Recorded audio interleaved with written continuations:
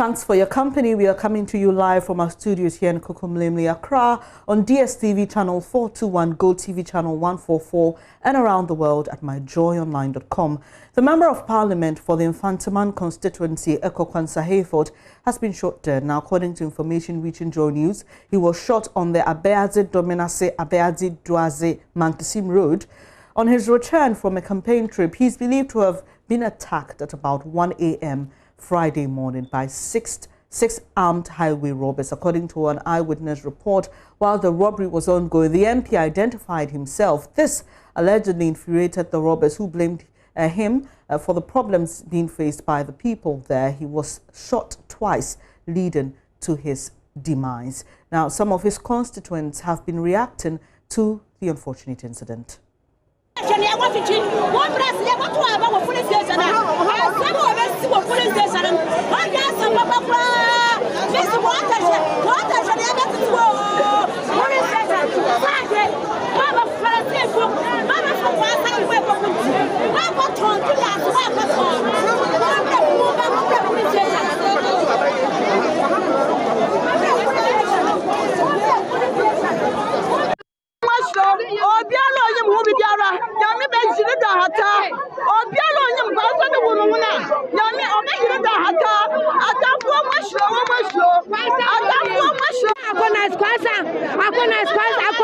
Over 8 years, so to Victoria Park. Over 3 years, or 4 years. Victoria Park. Brother, go Victoria Park. Yes, that's a fine. I went to Yame. Come. Sister, what my affair? And tell me, you walk up and son.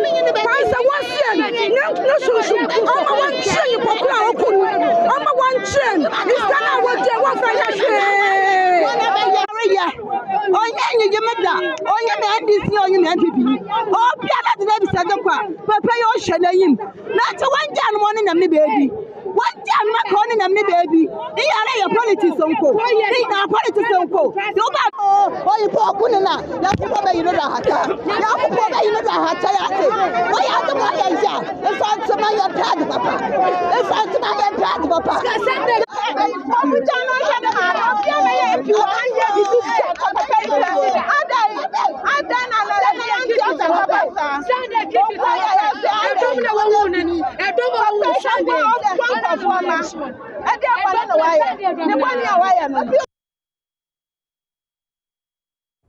Let's now hear from an eyewitness.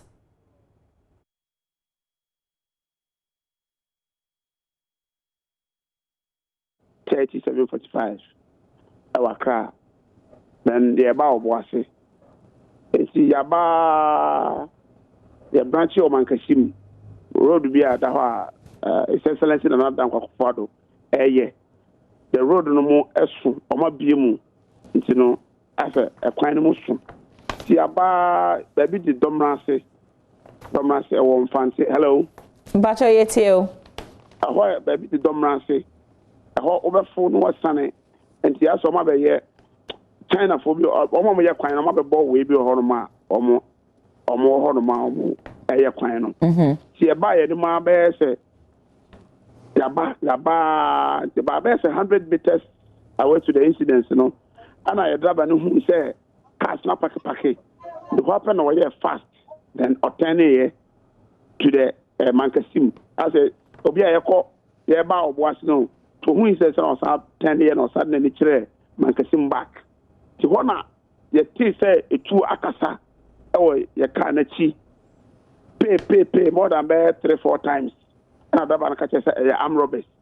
See the air, okay, Munino, Ubia, sir, you, Ubia Siki, to the near bonfire, say, about the Moya now. When you face incidents, and Tina Mokani, the MP, Neka Nechiana, Neka Casna, to Quine home. You can't only MP Carnegie. Okay. Yeah, say your name road no so echo. Yeah, traffic from Obuasi to Accra to Obuasi. Okay. You see, yeah, as a copy at the end of so. And it's not like cars not packet. Into whom said traffic, you know, a block is on. Who said be across it. For 1 year fast and not 10 years. Okay. Because that I know your Obuasi driver, it will him road no so. So you just had an eyewitness. He was in a different vehicle and they saw what happened. He was just briefly explaining to us what he witnessed in a local dialect. But we also heard from an eyewitness who spoke to my colleague Richard Kojunyako. What he says is that he was with the MP. They were confronted by these robbers. The robbers took some items from them. According to this eyewitness, the MP then identified himself as the MP for the Infantiman constituency, and the response from one of the armed robbers was that we've actually been looking for you. You're part of the reason some of us are struggling, and then they shot him twice. And he tells us that after the shooting, the MP requested for water and was pronounced dead later when they took him to the hospital. We are trying to reach our correspondent, Richard Kojunyako. We have him now to explain to us more, only because we heard them in local dialect, for those of us who do not understand the local dialect. Richard, so briefly tell us what constituents and eyewitnesses have been saying. Hello, Richard. Well, Benis, the narrations have been with respect. Hello, Benis. We can hear you. Hello, Benis. Hello, Benis. Please go on. You can hear me? Okay, so what we've been told of the narrations say that the MP identified himself when the robbers approached. The other narration was that the robbers asked who is called Kwanzaa Hayford. And to that, they said that, well, you are part of the people that have made Ghana very difficult to live in. And so they shot him from the back. So we are told that it was on the spine. When the police came, he was lying in a pool of blood. They had to carry all of them. But 2 people are currently injured at the Southern Government Hospital. One, a truck driver. So the driver, the vehicle that was parked, that was stationary. The driver is also sustained some injuries. And then the driver of the MP also sustained some injuries. So a short while ago, the regional police commander, Habiba Chumesi Sapon, led a crack team of police investigators to the scene of the incident. Now the place has been barricaded. They say that crime scene management is currently under control, and they are assuring the general public that they do everything they can to hunt down the suspects that were involved in this dastardly act.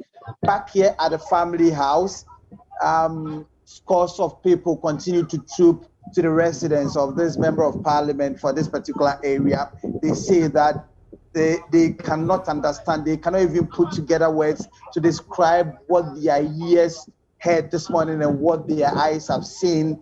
They say the man is down to earth. The man has been on top of the developmental agenda of this particular constituency. They cite roads, they cite how he relates with the ordinary people on the street, the young, the rich, the old, and everybody. So you see the account, how the testimonies they are giving about this man is I mean, it pains them. They cannot even hold themselves. Others sprawled on the ground, wailing uncontrollably. So they want justice to be done. They want government to intervene to ensure that swiftness is really at the door of everything that is done today to ensure that the perpetrators are brought to book. They are also, however, divided. They do not know whether it's internal politics that has led to this or someone from their political space that has also contributed to this. But they are saying that if for any replacement, the wife of this member of parliament should be replaced, should replace the husband. And so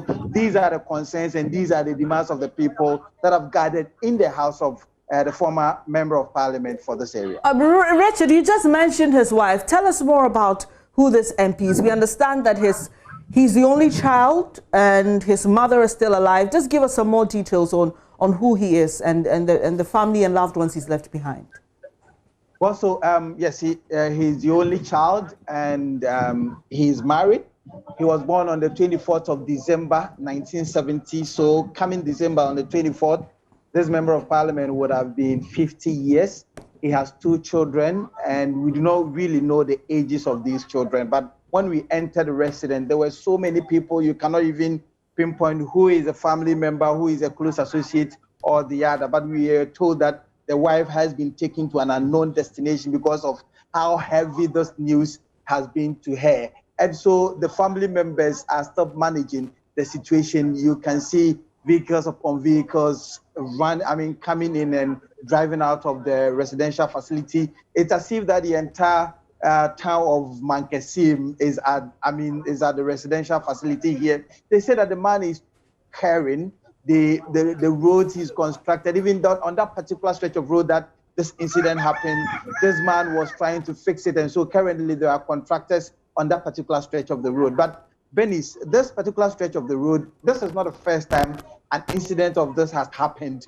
About a year ago, there was some armed robbery incident on this particular stretch of the road. You know, the road is not tarred, it is not good, it is not really motorable, but it is the shortest cut to, if you want to go to Kumasi and you are driving from Accra, you take that route and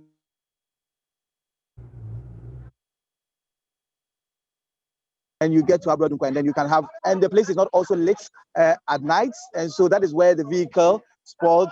And so when they drove to that place, the MP's driver had wanted to, use a small way, a narrow way that was left, but in the process, the robbers shot the driver, immobilized the vehicle, and then got to all the occupants in that particular vehicle. The constituency vice chairman was in this vehicle, as well as the member of parliament, plus the driver. So they had gone to campaign, but we were told that the rest of the campaign team left earlier. So they got to Mankesim around 11:30 p.m. and the MP assured them that they will be back. So when they even came back, the MP called them whether they are safely back home. And then they said that they are safely back home, only for the MP not to return to the town.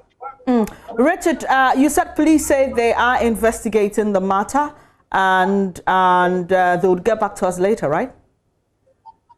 Yes, the police are investigating the matter. In fact, the regional minister, who is the head of the Regional Security Council, is on his way to this place. In fact, in the morning, they held a series of meetings when the incident broke. They were the first people who were informed about it by the family members, and so they rushed to the scene they rushed to the hospital, and the body of the MP has been transferred from the Sopon Government Hospital to the Cape Coast Teaching Hospital, and currently the police team that visited the scene is at the Sopon Government Hospital, ensuring that those who got injured also have some care, taking care of them.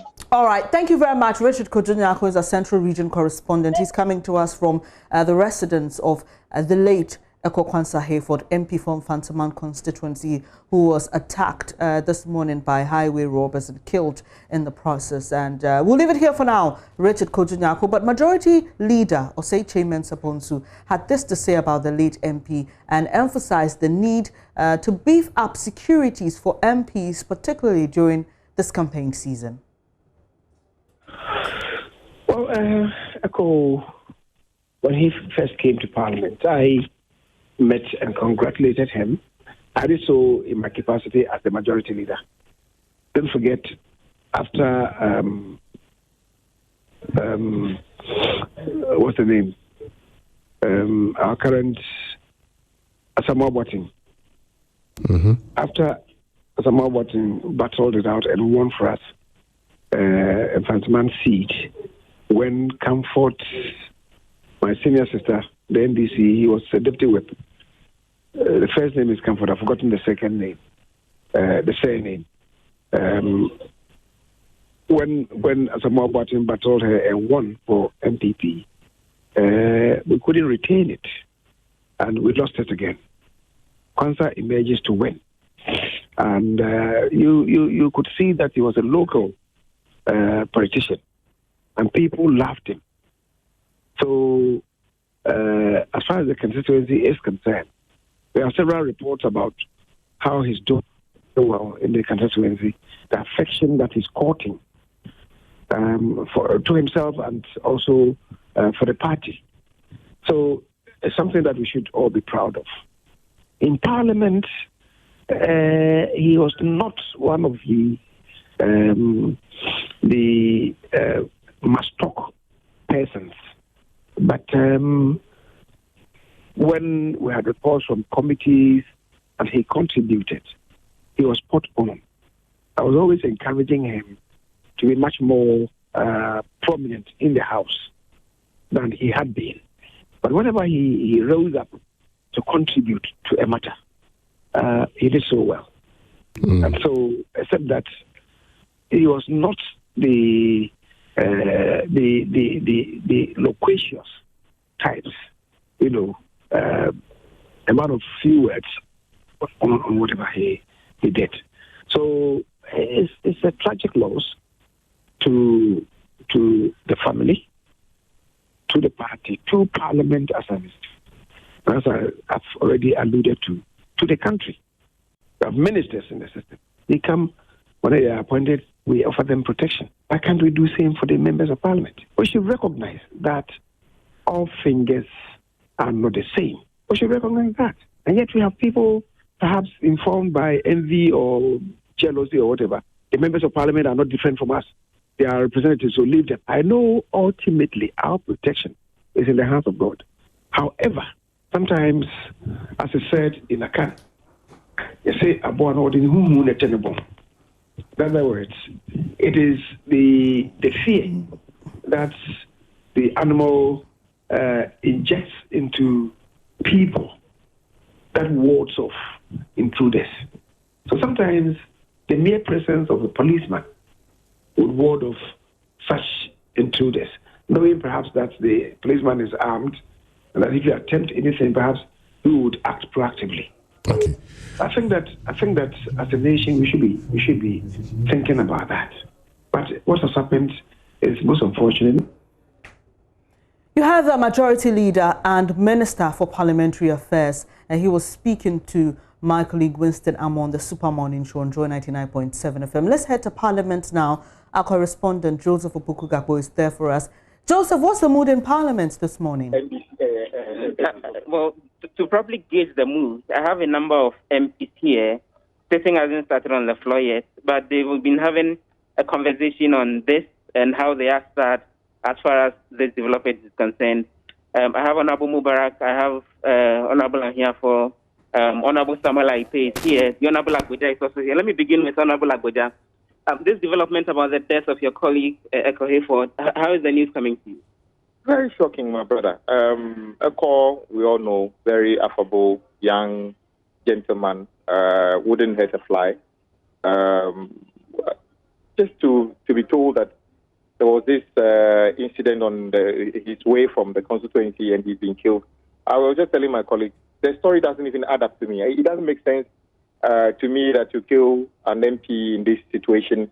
And we are waiting to hear the facts of the story. What we've heard so far doesn't add up to me at all. It's just a very sad day for his family, Parliament, and for the country. I mean, it will call back into focus. Are we all safe? I understand. Everybody in the country needs to be protected. But there's a reason we give extra protection to the President of the Republic. He's also just a human being. There's a reason we give protection to ministers. There's a reason we give this protection to chief executives. But the discussion about giving protection to the 275 people who represent all of us always becomes an issue of they don't deserve it or something like that. And guess what? This is not the first time, and Parliament is going to sit this morning. We're going to read a statement. We're all going to say this and go back to the same point. And it's very sad. It's either we want a democracy and protect it, or we don't want it. Bennett, let me get a quick sense from an NPP MP, the Honorable Samuel Aipe. He's also the chairman of the Road Committee here in Parliament. Honorable Aipe, how did this news come to you? Particularly very sad news. Very sad news. May I first sympathize with the family, his family, the wife, the children. Too, is the only child of the mother, and the mother is alive, and that's very sad. Looking at the situation and listening to the narration from the eyewitness, show clearly that there's more need to be investigated. We need to get more information on actually what happened, because according to the eyewitness information, he got shot as soon as he identified himself as a member of Parliament. So it's important. And he wasn't alone. The driver was there and two other people. None of them was killed. It was when he introduced himself as an MP that he was shot at. In fact, in one of the narrations, the claim is that when he identified himself as the MP, the third shooter said that you are the people making the country a difficult place. What I heard is that the person said, you are the people making things difficult for us. And it may also translate to mean that maybe the government is very critical on armed robbers these days. And that is the understanding I'm getting from this.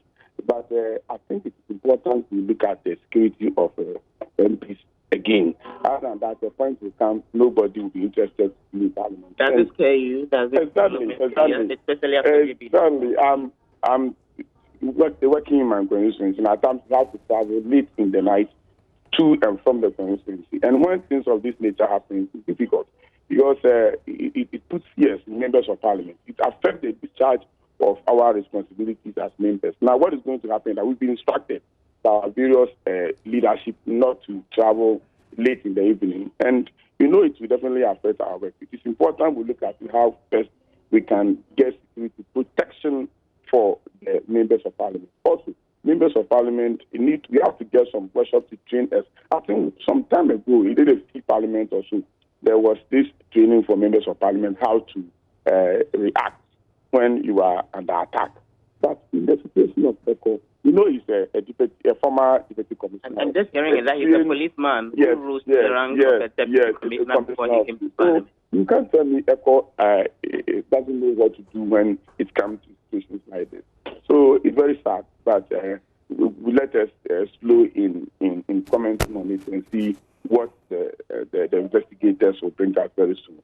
I want to plead with the police and the investigation team to quickly do something about it. The communities and all those who can volunteer information to the police should do that, so that at the end of the day we can arrest. And because some of us, when we sit down and find out that J.D. Dankwedu, the alleged killers of J.D. Dankwedu are still moving on the court happened, and we simply don't get.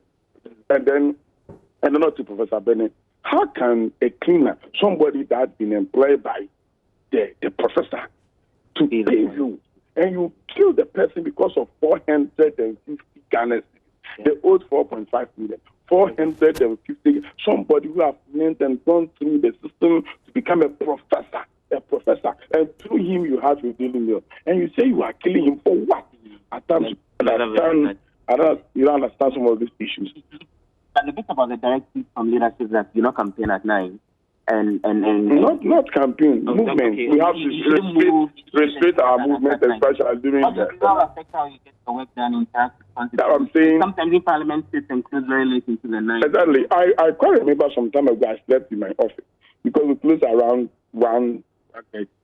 Where I stay, I have to sleep in my chair in an office and go to the house the next day. So, and I know members of parliament who check in nearby hotels at night. And there's the need for us to have security. Yes, it is important, even in parliament here. I don't think, yes, we have the policemen, we see them around, but though I'm not an security expert, but at times when you see their actions and movement up and down, I think more needs to be done.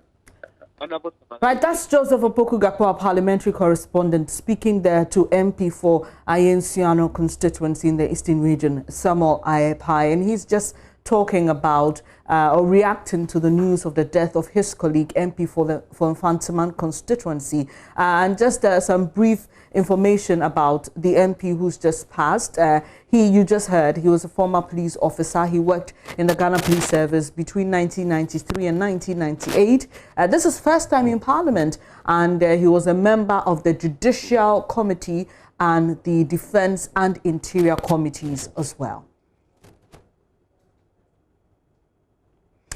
From one incident to the other, a senior officer of the National Identification Authority has been killed and many others injured after gunmen attacked a National Peace Council delegation at a district in the Northern Region Thursday evening, Saboba to be precise. The Northern Region Minister Salifu Said told JoyNews the attack is linked to an ongoing chieftaincy dispute between two Konkomba rivals. He said security has been beefed up while the body has been deposited at a morgue in Yendi. JoyNews learned the gunmen opened fire at a school in the community where the Peace Council delegation was to start a meeting with one of the factions. The deceased, who was part of the meeting, is said to have been shot multiple times and died on the spot. The chieftaincy dispute sparked in the community some 5 years ago when members of the community rejected a chief selected by the Yana. Ilyasu Tanko is our correspondent and joins us with more. Ilyasu, you've been following this story. What more?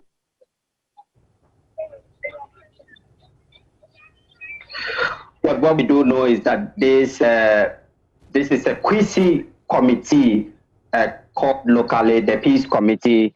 It works directly under the Peace Council in the Northern region.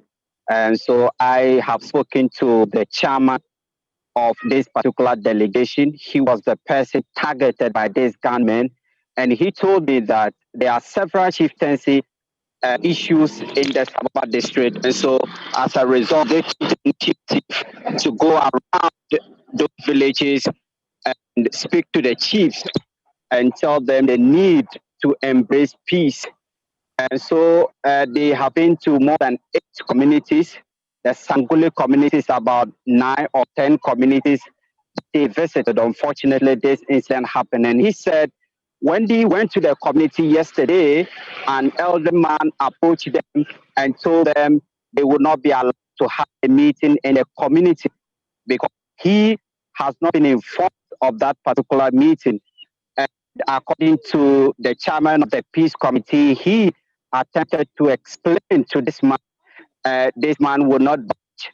And so he went back to a local church, which is closer to a primary school there, to tell the people that had already gathered that the situation was getting intense, they could not have the meeting. And so what he was trying to tell the people what was happening, a group of gunmen opened fire on them. And unfortunately, this NIA officer, a senior officer in the Sababa district, had visited the community, and he went to this particular scene to listen to the peace message by the Peace Committee. Unfortunately, when the gunman opened fire on the delegation, he was hit multiple times, and as we speak, he has been confirmed dead, and his body has been sent to a morgue in Yendi. So if I get you, Ilyasu, this NIA officer is not part of the Peace Council team. Not at all. He was in the community and he was attending the call, the Peace Council, the Peace Call, of course, but the Peace Council. So he went there to listen to the message that the Peace Council have for them. Other residents there, tell us the nature of that meeting between the Peace Council and the residents in the area. Well, this meeting didn't happen because the elderly man said he was not informed. The delegation didn't inform him about the meeting, and he was in charge of the community. And so he didn't allow the meeting to happen. And according to Nicholas, Reverend Nicholas, he is the leader of this Peace Committee. He had already spoken to some people, and they agreed and was waiting for him to come and give them his message or their message. Unfortunately, the gunmen raided them and opened fire on them. Was there any security person traveling with the Peace Council team?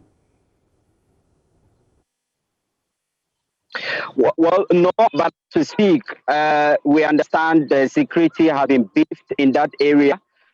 We understand the Yendi Division Police also making preparation to come in and help the Sababa police to be able to keep peace in the area. Go tell us the chieftaincy dispute that is being associated with this incident. Well, we understand this is from 5 years ago. At the time, the now chief of Savulugu, he was the regent of Dagbon, and there was a chieftaincy talks, the community leaders settled on a gentleman and a candidate and presented that candidate to the regent at the time. And as you know, the Yana or the Gua Palace is responsible for inscaning chief in the Sababa area. And so the elders of the Sanguli area presented this candidate to the regent at the time, and he went ahead and skinned him. Unfortunately, some some of the community members, as we understand, rejected the candidate by the overlord, and since then there has been sporadic violence in this particular community. Very much, Ilyas Otanko there, bringing us update on that incident where an NIA officer was killed during a meeting between a Peace Council delegation, and he brought us details of that. It's quite a bloody Friday this morning now, but there has been sporadic shooting this dawn at about 2 a.m. in Patinga, in the Gushegu municipality of the northern region. Part of the chief's palace has been burnt. It's unclear the immediate cause of this latest incident, but Patinga has been in the spotlight for some time now over chieftaincy dispute. Martina Bugri has been following this for us. Hello, Martina. Well, while we wait for Martina to join, we understand that that chieftaincy dispute has led to the killing of several people and displacement of hundreds, and this happened sometime in 2019. We're trying to reach our correspondent Martina Bugri, who's been following the story about sporadic shooting this dawn in the Gushegu Palace, and the chief's palace was also burnt in the process. And so Martina will be joining us shortly to tell us what has been happening. But we understand that this has disrupted development in the area, and residents are also living in fear as a result of this latest incident. If we have Martina on the ground, she'll be able to tell us more on what's been happening. Well, while we wait for Martina to join us, the head of the civil service, Nana Jekum Dramina, is urging civil service persons and social workers to stay out of active partisan politics due to its implication on governance. A 2017 Supreme Court ruling bars civil service staff from engaging in active partisan politics. Speaking at CLOCSAG's annual award ceremony, Nana Dramina said members must heed the ruling in order to earn the trust of the public. Annabella Ohenijan has more in this report. Serves as a natural, seamless transition to another effort at lifting up the image of the Ghana civil service. Ladies and gentlemen, we are gathered here today to award distinguished CLOCSAG members who have also exhibited key values of the service, and to remind ourselves of the neutral role we as workers play in the governance of this country. Head of Civil Service, Nana Jekum Dramina, advising civil servants to stay away from partisan politics. He stressed that partisan politics has negative implications such as contempt among staff due to open or subtle discrimination and lack of motivation. The Supreme Court's ruling in the matter has clarified the law relating to the participation of staff in the local government service in political activities. We as civil servants need to continuously demonstrate our core values and principles of professionalism, integrity, accountability, selfless service, and above all, political neutrality to earn the trust of the public and our political leaders whom we serve, and to hold high the image of the service. We celebrate this subject as we strive towards building a professional and local government service. We should remember that the key values and principles of the service, such as leadership, integrity, professionalism, loyalty, and selflessness, are what will make us stand out. The Civil and Local Government Staff Association Ghana, CLOCSAG, event also awarded 13 staff for exhibiting excellent work ethic. Former head of the Civil Services, Glover Korte, was honored as the ultimate award winner for excellence in leadership and also for being public interest minded. It has come to me as a very pleasant surprise. So in me to give me this honor, and may God richly bless you. The Executive Secretary for CLOCSAG, Dr. Isaac Bampo-Addo, argued that civil service workers are the engine of government work and advised them to give off their best. We have this quote: it is the perfection of the civil servant that will move this country forward and not the politicians. We believe the politician should perfect the civil servant. Well, you're watching News Desk with me, Ben Estabubedulansa, Kobe Sparky in Nkrumah is with me in the studio. And as we do every Friday, we talk about technology and what's been happening in the world of IT. Talk to us, what's happening? And I think there's something interesting happening with Instagram. Yes, Instagram is 10 years old.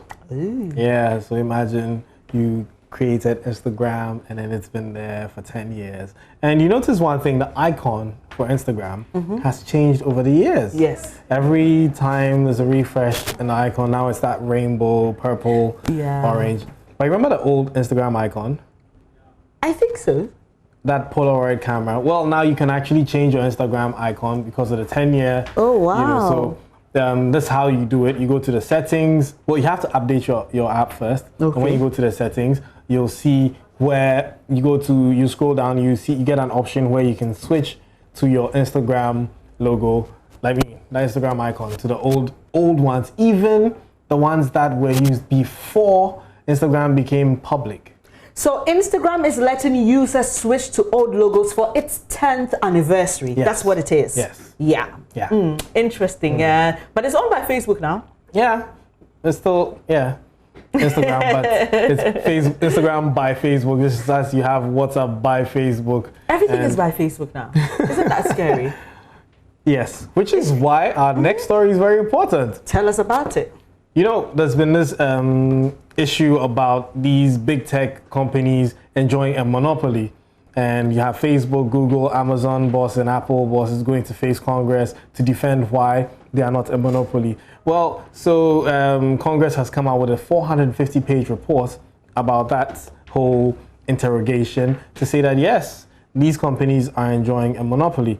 And as a result, there should be certain controls put in place to make sure that they do not create an anti-competitive environment. Exactly. Yes, but unfortunately, the Facebook, Google, and the rest are saying that, hey, this is not fair. Some of these things are actually being pushed by competition. Hi, good morning, everyone. Welcome to Business. My name is Darryl Kwao. The National Cybersecurity Advisor, Dr. Albert Ntribue-Siako, has called for a national dialogue on sustainable funding mechanism to fight cybercrime. He said currently there is no dedicated funding source for this cause. Now, Dr. Ntribue-Siako raised this concern after a workshop with journalists at Tamale as part of a national sensitization program organized by his outfit. This funding. The last aspect of the Safer Digital Ghana campaign, which was launched by the Vice President on October 1st, 2018. It has 4 pillars of creating awareness among children, the public, businesses, and governments. And being here in Tamale is due to that particular initiative. And explained by the fact that cyber criminals operate with the speed of light, whilst typical government bureaucracy is a bit slow. We all know. I think there's a reason for government bureaucracy. But when you're dealing with cyber security issues, it's a security matter. And not just any security, cyber, of which transmission of data is actually operating like the speed of light. So therefore, as a country, to sustain these important milestones, we need to have sustainable funding.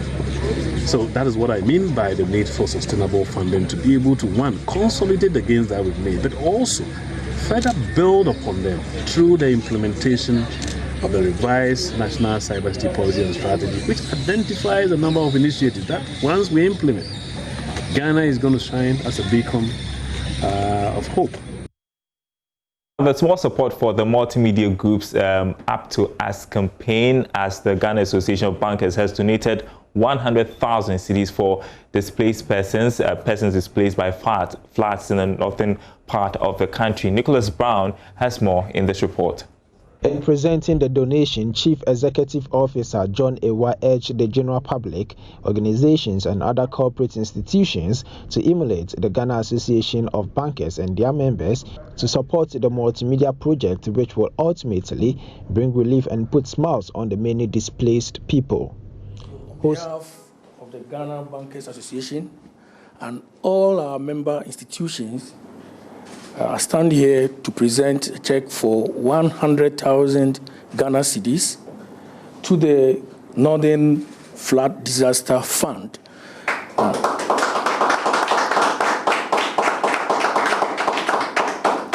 We would like to use this forum to thank Joy FM for leading this effort. And we believe that with banks coming to the table, our customers and all our trading partners will also stand up and be counted. Thank you very much. Host of the Super Morning Show, Kojo Yankson, also commended the Ghana Association of Bankers and its members for this unflinching support, saying the existence of the multimedia brand is to influence and touch lives of the people around, adding that this donation will make a huge difference.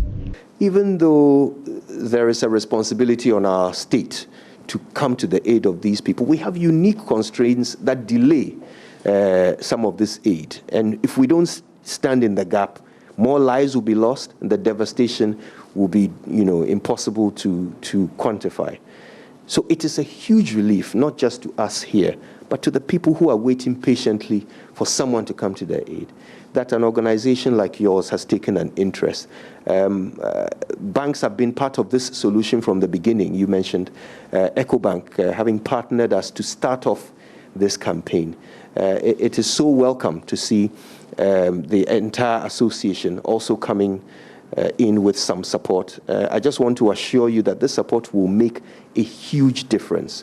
Chief Operating Officer Multimedia Group Ken Ansa assured the association that the Multimedia Group will be circumspect in its reportage, especially the banking sector, to help restore investor confidence in the banking industry. We take it very seriously. It is something we work at every day. Unfortunately, once in a while we will experience a slip here or there, but that should even never be an excuse. We should always push to the highest professional standards, and we commit to doing that. And we can assure you that for the banking sector and all sectors for that matter, we will continue to work very hard to promote these spaces. But importantly, it's also to engage the right people who have the right information and can help us carry the right message to our audience. Nicholas Brown reporting for Joy Business. And that's it for business. The day after PRESEC celebrates 6. George Addo Jr. will have more on that after the break.